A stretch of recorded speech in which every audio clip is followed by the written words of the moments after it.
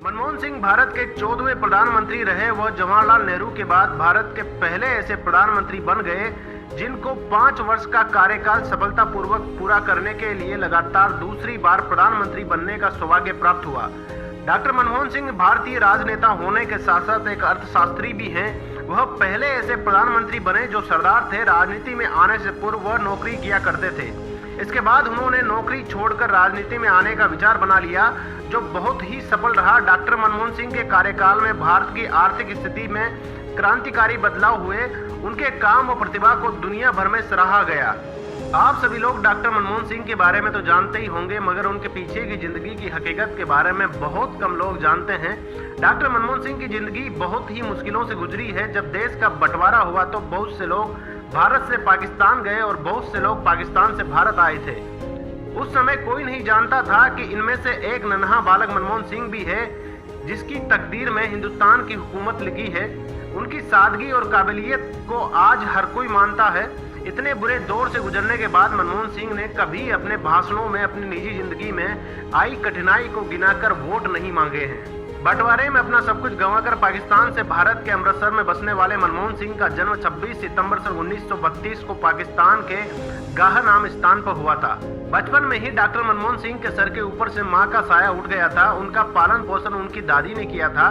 घर में बहुत ज्यादा गरीबी होने के कारण डॉक्टर सिंह अपनी पढ़ाई को पूरा नहीं कर पा रहे थे, मगर डॉक्टर मनमोहन सिंह ने हिम्मत नहीं हारी। डॉक्टर मनमोहन सिंह पढ़ाई में बहुत ही होशियार थे, जिसके कारण उनको स्कॉलरशिप मिलती रही और इन्होंने अपनी पढ़ाई जारी रखी। उन्होंने पंजाब विश्वविद्यालय से स्नातक वर्ष 1954 में स्नातकोत्तर की पढ़ाई की। इसके बाद वो विदेश चले गए, जहां उन्होंने पीएचडी की डिग्री कैम्ब्रिज विश्वविद्यालय से हासिल की। उसके बाद डी.फिल की डिग्री ऑक्सफोर्ड यूनिवर्सिटी से हासिल की। पढ़ाई पूरी करने के बाद वो भारत लौट आए।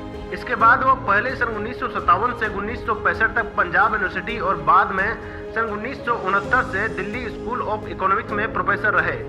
इसके उपरांत वो दिल्ली विश्वविद्यालय में ही सन 1976 में मानद प्रधान विभाग अध्यापक भी रहे हैं। 1964 में उन्होंने India export trend and prospect for self sustained growth नामक पुस्तक लिखी, जिसे क्लेरेडोन नामक प्रेस ने प्रकाशित किया था। डॉक्टर मनमोहन सिंह पंजाब यूनिवर्सिटी में शैक्षणिक प्रत्याग के रूप में चमकते रहे। सन 1987 से सन 1990 के बीच उन्हें जिनेवा में secretary general of south commission के पद पर नियुक्त किया गया। 1971 में भारत सरकार द्वारा मनमोहन सिंह जी को आर्थिक सलाहकार वाणिज्य मंत्रालय के लिए नियुक्त किए गए।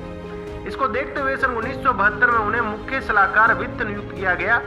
इसकी नियुक्ति बहुत से पदों के लिए हुई थी, जैसे वित्त मंत्री, उपसभापति, योजना मंत्री, रिजर्व बैंक के गवर्नर के रूप में, प्रधानमंत्री के सलाहकार के रूप में। इतने सारे पद किसी एक व्यक्ति को हासिल करना या किसी एक व्यक्ति को मिलना बहुत बड़ी बात होती है। सन 1991 से सन 1996 के बीच 5 वित्त मंत्रियों के साथ मिलकर आर्थिक मंदी हटाकर भारत को पुनः स्थापित किया। इन्होंने भारत के लिए आर्थिक योजना बनाई जो पूरे विश्व में मान्य है। डॉक्टर मनमोहन सिंह ने अपने कार्यकाल के दौरान अपने सहयोग से विकट परिस्थितियों से भारत को बाहर निकाला था। मनमोहन सिंह को पब्लिक करियर में कई अवार्ड मिले हैं, जिनमें सन 1981 में पद्म विभूषण, सन 1985 में जवाहरलाल नेहरू शताब्दी अवार्ड भी शामिल है। वित्त मंत्री के पद में 3 साल रहने के कारण उन्हें एशियाई मनी अवार्ड भी मिला है। वर्ष के बेस्ट वित्त मंत्री के लिए यूरो मनी अवार्ड भी मिला है। कैम्ब्रिज यूनिवर्सिटी में उन्हें आदम स्मिथ पुरस्कार से सम्मानित किया गया है। जॉन कॉलेज कैम्ब्रिज में राइट पुरस्कार उन्हें मिला है। अपने अतुल्य प्रदर्शन के लिए मनमोहन सिंह जी को कई संस्थानों द्वारा सम्मानित किया गया है, जिसमें जापान के निहोन केम सिम्बुज भी शामिल है। मनमोहन जी ने कई डिग्रियां हासिल की है, जिसमें से ऑक्सफोर्ड और कैम्ब्रिज यूनिवर्सिटी से मिली डिग्रियां शामिल है। डॉक्टर मनमोहन सिंह ने कई अंतर्राष्ट्रीय कॉन्फ्रेंस में भारत का प्रतिनिधित्व किया है। सन 1993 में उन्होंने मानव अधिकार के लिए वियना में भारत सरकार का प्रतिनिधित्व किया था। मनमोहन सिंह अपने राजनीतिक करियर में सन 1991 में राज्यसभा सदस्य बने।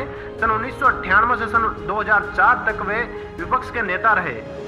22 मई 2004 में मनमोहन सिंह जी ने प्रधानमंत्री पद ग्रहण किया था और 22 मई सन 2009 को वह दूसरी बार प्रधानमंत्री बने थे। अगर बात की जाए डॉक्टर मनमोहन सिंह के राजनीतिक करियर की, तो सन 1985 में राजीव गांधी के शासनकाल में मनमोहन सिंह को भारतीय योजना आयोग का उपाध्यक्ष नियुक्त किया गया था। इस पद पर उन्होंने निरंतर 5 वर्षों तक कार्य किया। इसके बाद वो प्रधानमंत्री के आर्थिक सलाहकार बन गए। जब पीवी नरसिम्हा राव प्रधानमंत्री बने तो उन्होंने मनमोहन सिंह को अपने मंत्रिमंडल में शामिल करते हुए वित्त मंत्रालय का स्वतंत्र प्रभाव सौंप दिया था। इस समय डॉक्टर मनमोहन सिंह न तो राज्यसभा के और न ही लोकसभा के सदस्य थे। लेकिन संवैधानिक व्यवस्था के अनुसार सरकार के मंत्री को संसद का सदस्य होना आवश्यक है, इसीलिए उन्होंने असम से राज्यसभा के लिए चुना गया। मनमोहन सिंह ने आर्थिक उदारीकरण को उपचार के रूप में प्रस्तुत किया और भारतीय अर्थव्यवस्था को विश्व बाजार के साथ जोड़ दिया। डॉक्टर मनमोहन सिंह ने आयात और निर्यात को भी सरल बनाया। लाइसेंस व परमिट गुजरे जमाने की चीज हो गई है। निजी पूंजी को उत्साहित करके रुकन और घाटे में चलने वाली सार्वजनिक उपकरणों हेतु अलग अलग रूप से नीतियां विकसित की। डॉक्टर मनमोहन सिंह ने बिल्कुल नई अर्थव्यवस्था का समायोजन भारत की अर्थव्यवस्था में कर दिया था, लेकिन जब नई अर्थव्यवस्था घुटनों पर चल रही थी तब पीवी नरसिम्हा राव को कटु आलोचनाओं का शिकार होना पड़ा था। विपक्ष उन्हें आर्थिक प्रयोग से सावधान कर रहा था, लेकिन श्री राव ने मनमोहन सिंह पर पूरा यकीन किया और मात्र 2 वर्ष के बाद ही आलोचकों के मुंह बंद हो गए और उनकी आंखें फैल गई। उदारीकरण के बेहतरीन परिणाम भारतीय अर्थव्यवस्था में नजर आने लगे थे और इस प्रकार एक गैर राजनीतिक व्यक्ति जो अर्थशास्त्र का प्रोफेसर था, उसका भारतीय राजनीति में प्रवेश हुआ ताकि देश की बिगड़ी हुई अर्थव्यवस्था को पटरी पर लाया जा सके। जिस व्यक्ति को हम मोहन कह रहे थे, जिस व्यक्ति को हम मिस्टर मोहन के नाम से चिढ़ा रहे थे, उस व्यक्ति ने भारतीय अर्थव्यवस्था को वहां पर ले जाकर खड़ा कर दिया कि आज के 10 साल के बाद भी कोई प्रधानमंत्री या कोई भारत का वित्त मंत्री सोचने के लिए मजबूर नहीं हो सकता भारत की इकोनॉमी आज इतनी स्ट्रॉन्ग है। सन 1991 में मनमोहन सिंह ने सरकारी नौकरी छोड़कर राजनीति में कदम रखा था। इस समय पीवी नरसिम्हा राव प्रधानमंत्री चुने गए थे। उन्होंने अपने कैबिनेट मंत्रालय में मनमोहन सिंह को वित्त मंत्री बना दिया था। इस समय भारत बहुत ही बुरे आर्थिक दौर से गुजर रहा था। मनमोहन सिंह जी ने देश की अर्थव्यवस्था सुधारने के लिए कई देशों के दौरे किए। उन्होंने सबसे पहले सत्ता में आते ही लाइसेंस राज नाम की योजना बंद कर दी गई। इसके अंतर्गत किसी भी बिजनेस में अगर कोई भी बदलाव होता है तो उसके लिए सरकार की अनुमति लेने की कोई जरूरत नहीं लेनी होगी। इस योजना से कई सारे फर्म को फायदा मिला। उन्हें स्वतंत्र बनाने से देश को आर्थिक फायदा मिलने लगा। सन 1998 में मनमोहन सिंह जी राज्यसभा के सदस्य के रूप में चुने गए। सन 1998 से लेकर के सन 2004 तक वो राज्यसभा में विपक्ष के नेता भी रहे। एक अच्छे अर्थशास्त्री होने के नाते उन्होंने देश की अर्थव्यवस्था का पूरा ध्यान रखा और उस मंत्रालय का काम अपनी देखरेख में ही रखा। अपने वित्त मंत्री पी चिदम्बरम के साथ मिलकर उन्होंने देश के मार्केट और अर्थव्यवस्था को आगे बढ़ाया। सन 2007 में भारत की हाईएस्ट ग्रोथ डोमेस्टिक प्रोडक्ट यानी कि जीडीपी की ग्रोथ 9% तक बढ़ गई, जिसके साथ भारत दुनिया का दूसरे नंबर का अर्थव्यवस्था ग्रोथ वाला देश बन गया था।